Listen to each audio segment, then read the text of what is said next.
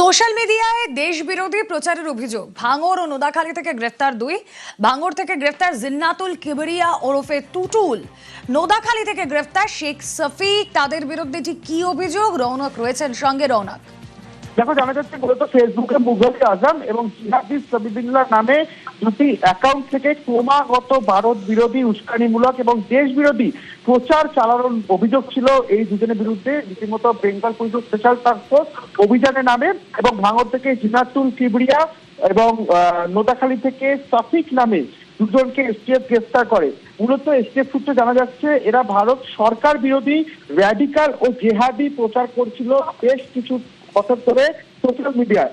তাদের সঙ্গে কোনো পাক বিরোধী, কোনো পাক বা ভারত বিরোধী জঙ্গি সংগঠনের যোগাযোগ রয়েছে কিনা, যোগসূত্র রয়েছে কিনা, বা কোনো রকম চলবৃত্তির বিষয় এই দুজনের বিরুদ্ধে রয়েছে কিনা, কোনো লিঙ্ক রয়েছে কিনা, এই গোটা বিষয়টি কিন্তু খতিয়ে দেখার জন্য এসটিএফ তাকে জিজ্ঞাসাবাদ করে নিজেদের হেফাজতের জন্য আবেদন জানাবে।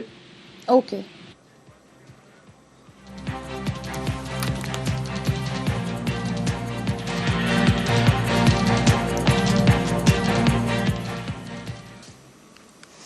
ইমরান হোসেন কে বলুন তো?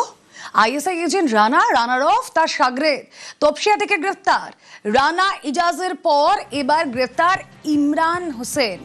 রানাকে ভুয়ো নথি বানাতে সাহায্যে অভিযোগ। কথা বলবো, অনুপ রয়েছেন সঙ্গে। অনুপ, এই সাগরেদ ইমরান কিভাবে সাহায্য করতো রানাকে?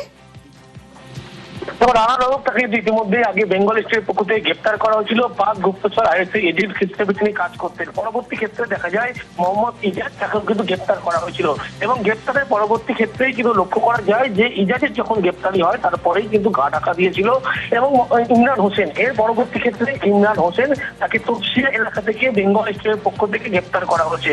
রানা রৌনকের সাগরেদ হিসেবে তিনি কিন্তু কাজ করতেন এবং ভুয়ো নথি বানাতে এই রানা রৌনককে কিন্তু তপসিয়া সাহায্য করেছিল এবং পরবর্তী ক্ষেত্রে যখন তার নাম উঠে আসে এবং তারপরেই তিনি যখন গা ঢাকা দেওয়ার চেষ্টা করেন, বেঙ্গল স্টেটের পক্ষ থেকে এই রানা রৌনকের যে সাগরেদ তাকে গ্রেপ্তার করে ইমরান হোসেনকে। ইতিমধ্যে আজকে গ্রেপ্তারের পরবর্তী ক্ষেত্রে তাকে আদালতে পেশ করা হচ্ছে। আলিপুর আদালতে পেশ করার পরবর্তী ক্ষেত্রে তাকে হেফাজতে নিয়ে আরো কারোর সঙ্গে কিভাবে যোগসূত্র এই ভুয়ো নথি তৈরি করা হয়েছিল সেই সময় তথ্য পেতে চাইছে। বেঙ্গল স্টেটের পক্ষ থেকে ইজাজ যখন গ্রেপ্তার হয় রানা রৌনকের পরে, তার পরবর্তী ক্ষেত্রেই কিন্তু গা ঢাকা দেওয়ার চেষ্টা করা হয়। তারপরেই বেঙ্গল স্টেটের পক্ষ থেকে গতকাল রাতের বেলা তাকে গ্রেপ্তার করা হয় তপসিয়া এলাকা থেকে। ওকে। আইএসআই এজেন্ট রানার অফের সাগরেদ গ্রেফতার ইমরান হোসেন। রানা ইজাজের পর এবার গ্রেফতার ইমরান। রানাকে ভুয়ো ডকুমেন্ট বানাতে সাহায্য করতো ইমরান। ইজাজের গ্রেফতারির পরই গা ঢাকা ইমরানের তপসিয়া থেকে গ্রেফতার করলো রাজ্য পুলিশের স্পেশাল টাস্ক ফোর্স।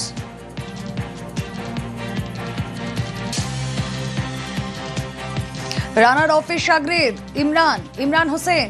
সেই ইমরান হোসেন ইতিমধ্যেই যখন ইজাজ গ্রেফতার হয় তারপর থেকে গা ঢাকা দিয়েছিল তপসিয়া থেকে। এবার এই ইমরান হোসেনকে গ্রেফতার। আইএসআই এজেন্ট রানার অফিস সাগরেদ ভুয়ো ডকুমেন্ট বানিয়ে দিতে সাহায্য করত এই ইমরান হোসেন।